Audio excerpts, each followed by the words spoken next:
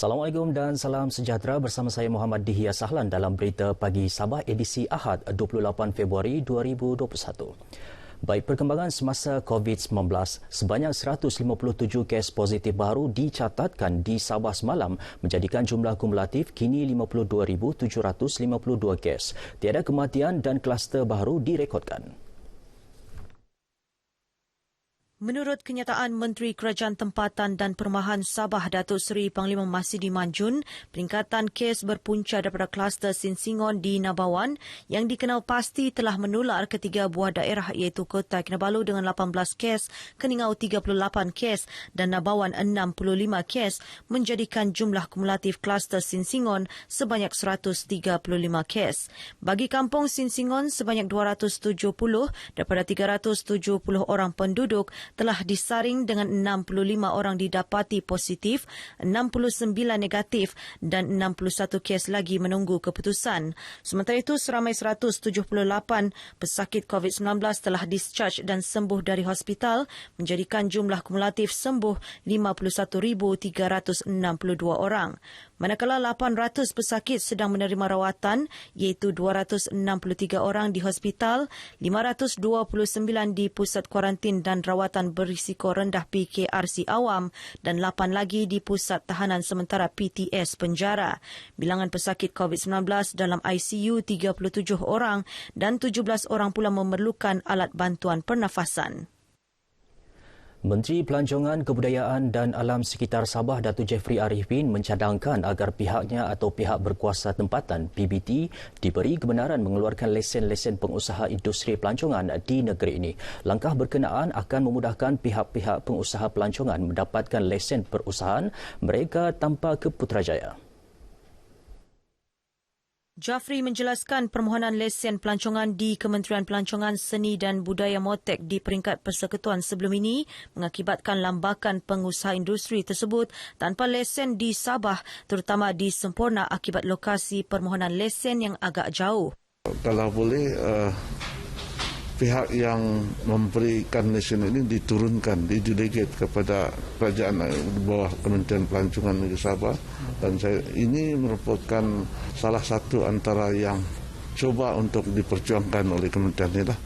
Beliau berkata demikian kepada pemberita selepas mendengar taklimat pelancongan daerah Semporna disampaikan pegawai daerah yang juga pengerusi Jawatan Kuasa Bertindak Industri Pelancongan Semporna, Suhaimi Ijib. Ketika ini, lebih 40 pengusaha pelancongan di Semporna masih belum mendapat lesen mereka. Datuk Jafri turut menyampaikan dana prihatin COVID-19 Sabah Fasa 2 bernilai RM20,000 kepada pengusaha pusat peranginan dan hotel di Semporna dan bantuan prihatin COVID-19 Fasa 2 sebanyak RM2,000 untuk pengusaha-pengusaha pelancongan Semporna. Pusat-pusat tahfiz yang belum berdaftar di negeri ini disaran mendaftarkan institusi masing-masing demi memelihara kebajikan dan keselamatan pelajar tahfiz. Menteri Tugas-Tugas Khas Sabah Datuk Muhammad Arifin Muhammad Arif berkata, madrasah atau pusat tahfiz perlu berdaftar dengan Majlis Ugama Islam Sabah MUIS dan Jabatan Hal Ehwal Agama Islam Negeri Sabah CAINS. Mana-mana madrasah tahfiz yang belum berdaftar, maka hendaklah berdaftar dengan Majlis Ugama Islam Sabah dan JAHIN. Ini sangat penting untuk menyelaras kegiatan, menyelaras kurikulum dan memberikan pemantauan kepada pihak berkenaan. Beliau berkata demikian kepada pemberita RTM selepas menyampaikan bantuan bakul makanan kepada golongan asnaf dan mualaf di Masjid Al-Kautar, Tawau. Menurut Datuk Arifin, bahagian zakat telah membantu 9,600 golongan asnaf di negeri ini setiap bulan semasa penularan COVID-19.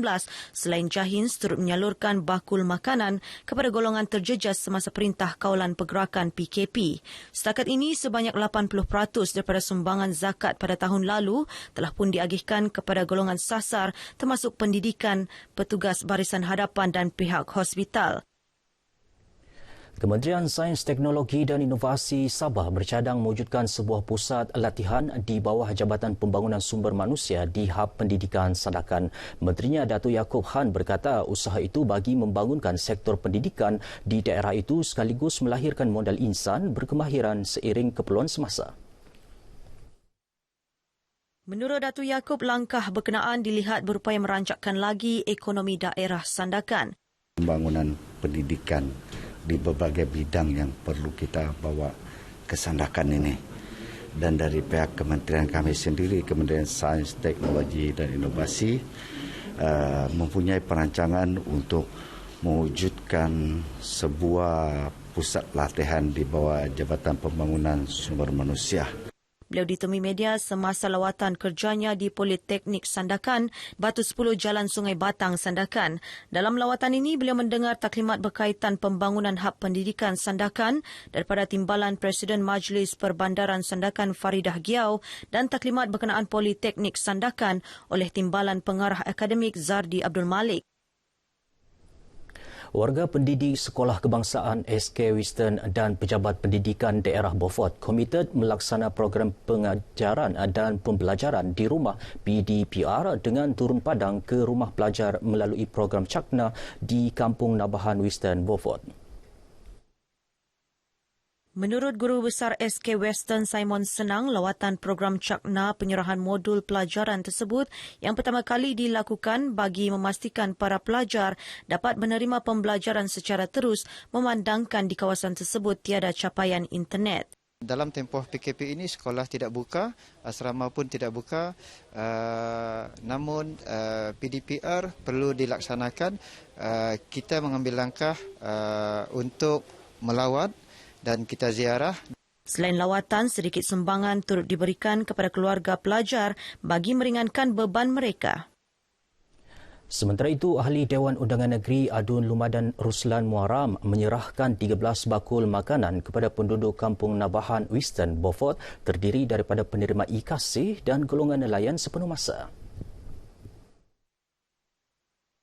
Menurut Ruslan, unit pemimpin pembangunan masyarakat UPPM kawasan tersebut akan sentiasa memastikan golongan sasar menerima bantuan sewajarnya. Sudah pasti dalam menyalurkan bantuan ini, sedikit mereka dapat meringankan bebanan hidup mereka dalam kita berhadapan PKPB dan memang mereka sangat terkesanlah dalam mendapatkan sumber-sumber pendapatan untuk memasarkan hasil tangkapan mereka.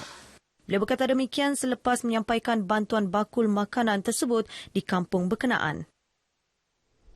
Kerajaan Gabungan Rakyat Sabah GRS diyakini mampu membawa pembangunan untuk manfaat segenap lapisan masyarakat di negeri ini. Ketua UMNO Kalabakan ND Muhammad Suryadi Benti berkata perkara itu turut diakui pemimpin pembangkang yang bertindak keluar parti sebagai tanda sokongan kepada GRS. Ya, pembangkang perlu menerima hakikat bahawa kerajaan GRS ini selain diyakini mampu membawa aspirasi dan juga membawa pembangunan setempat di daerah, tetapi juga kita yakin kerajaan GRS yang ditunjangi oleh Bersatu, UMNO, PBS, PAS boleh membawa Sabah ini ke satu era yang lebih baik. Beliau berkata demikian sebagai mengulas tindakan Adun Sebatik, Hassan Egani Pangeran Amir keluar parti warisan dan menjadi adun bebas. Andi Muhammad Suryadi yang juga pembantu Menteri Belia dan Sukan Sabah ditemui pemberita selepas melawat pejabat Kementerian Belia dan Sukan KBS dan Arena Belia Daerah Sempurna. Mengenai lawatan ini, pihaknya mengenal pasti beberapa kekurangan kemudahan dan prasarana sukan yang perlu diperbaiki di KBS, Arena Belia dan Kompleks Sukan Sempurna.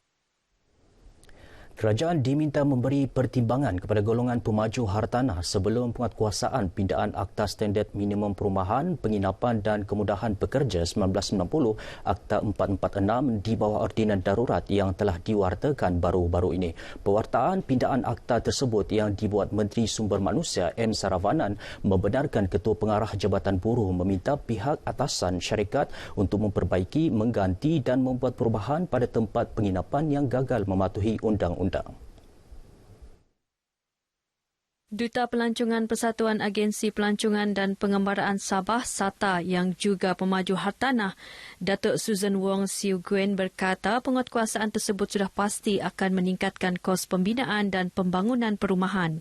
Although this is costly, but I believe for long term, incentive will serve create a better living quality for our worker and is good for the industry. We hope the government could consider to give more time and give more grace period for us to implement. Sementara itu, memandangkan situasi ekonomi negara semakin baik, Datuk Susan berharap agar skim pembelian rumah pertama yang memperuntukkan insentif RM30,000 kepada pembeli rumah pertama dapat dilaksanakan semula selepas dimansuhkan Kerajaan Persekutuan sebelum ini. Insentif berkenaan signifikan dalam usaha menggalakkan golongan muda membeli rumah mampu milik di bawah harga RM500,000. Pelaksanaan program imunisasi COVID-19 kebangsaan secara berperingkat merupakan langkah tepat bagi memastikan kesihatan rakyat terjamin sekaligus mengurangkan kadar penularan pandemik. Ia sekaligus membolehkan kerajaan memberi tumpuan kepada usaha membangunkan semula sektor ekonomi yang terjejas akibat pandemik. Presiden Persatuan Usahawan Industri Kecil dan Sederhana Wanita Bumi Putra Sabah IKS Nita, Datuk Dayang Khatijah Datuk Bakhtiar berkata, keadaan itu akan memberi keyakinan kepada pemain industri untuk menjalankan perniagaan seperti biasa. Kalau kita boleh cegah dia dengan vaksin ini, dia sudah menjadi sesuatu yang baik, di mana dengan pandemik yang mungkin akan berlalu, ekonomi akan pulih. Beliau bercakap kepada RTM di Kota Kinabalu mengenai program imunisasi COVID-19 yang akan bermula di Sabah 4 Mac depan. Dalam perkembangan sama, beliau mengingatkan para usahawan agar terus mematuhi prosedur operasi standard SOP yang ditetapkan dan tidak bergantung sepenuhnya kepada vaksin COVID-19 bagi mengekang penularan pandemik itu. Perusahaan kecil dan sederhana PKS antara sektor yang terjejas akibat pelaksanaan Perintah Kawalan Pergerakan PKP Mac tahun lalu. Kumpulan pertama vaksin COVID-19 yang telah sampai ke Sabah merupakan langkah dan komitmen kerajaan dalam mengurangkan jangkitan pandemik COVID-19. Ketua Pegawai Eksekutif Sedefiat Datuk Awang Buhtamam Awang Mahmun berkata vaksin tersebut penting dalam usaha melandaikan jangkitan selain melindungi barisan hadapan yang berdepan dengan virus itu setiap hari. Saya percaya rakyat di negeri Sabah tentunya menantikan ketibaan vaksin ini dalam usaha kita untuk menangani penyebaran COVID-19 ini. Dan saya sangat berharap untuk menerima vaksin ini kerana vaksin ini telah pun diuji di peringkat antarabangsa. Beliau berkata demikian ketika ditemui selepas menyerahkan sumbangan pelitup muka kepada RTM Sabah di Kota Kinabalu. Mengenai sumbangan 600 helai pelitup muka daripada Sedefiat kepada RTM Sabah ini, beliau berkata ia merupakan tanggungjawab sosial korporat pihaknya menghargai petugas media yang sentiasa terdedah dengan COVID-19 semasa melaksanakan tugas. Baik, paparan tadi mengakhiri bahan berita pagi Sabah. Jangan lalai terus waspada COVID-19 belum berakhir. Saya Muhammad Dihya Sahlan. Assalamualaikum dan jumpa lagi.